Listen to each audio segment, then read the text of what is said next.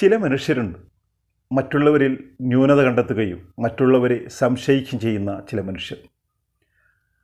എൻ്റെ അനുഭവത്തിലെ ഒരു കഥ പറയാം. ഞാൻ ജോലി ചെയ്യുന്ന സ്ഥാപനത്തിൽ സാധനങ്ങൾ വാങ്ങാൻ വരുന്ന ഒരു മനുഷ്യനാണ് കഥാപാത്രം.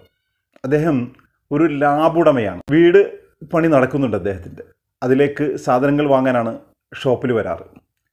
സാധനങ്ങൾ വാങ്ങുമ്പോഴെല്ലാം അദ്ദേഹത്തിൻ്റെ വീട്ടിലെ തൊഴിലാളികളെയും അദ്ദേഹം നേരത്തെ സാധനങ്ങൾ എടുത്തിരുന്ന ഷോപ്പുകളെയും കുറ്റം പറയാറുണ്ട്. എപ്പോൾ വന്നാലും അദ്ദേഹം അത് ആവർത്തിക്കുകയും ചെയ്യും. അദ്ദേഹം വാങ്ങി നൽകിയ സാധനങ്ങൾ അവിടെ ഫിറ്റ് ചെയ്തിട്ടുണ്ടോ എന്ന് വെരിഫൈ ചെയ്തതിന് ശേഷമാണ് തൊഴിലാളികളെ വീട്ടിലേക്ക് പറഞ്ഞയക്കുക. സംശയമാണ്. ഞാൻ ആലോചിക്കാറുണ്ട്, ഇയാൾ എങ്ങനെയാണ് ജീവിച്ചു പോകുന്നത്.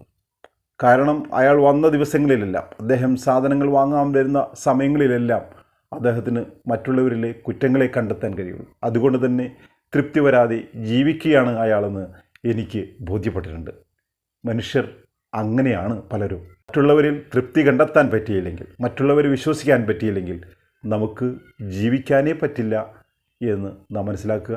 മറ്റുള്ളവർ നമ്മെപ്പോലെ തന്നെ നല്ലവരാണെന്നും സത്യസന്ധരാണെന്നും വിചാരിക്കലാണ് ഏറ്റവും സുന്ദരമായ ജീവിതത്തിന് കരണീയമായിട്ടുള്ളത്.